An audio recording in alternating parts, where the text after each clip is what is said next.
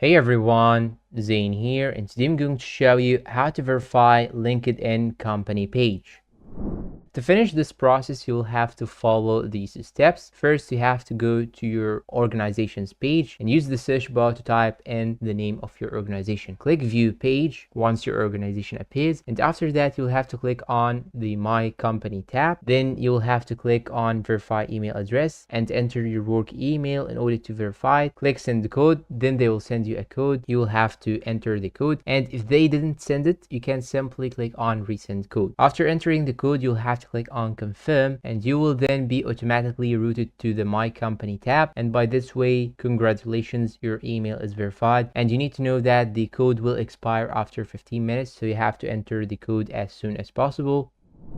And that is all for today's video. If you find this video helpful, please don't forget to support us with like, subscribe, comment, share. Thanks for watching, and see you in a new video.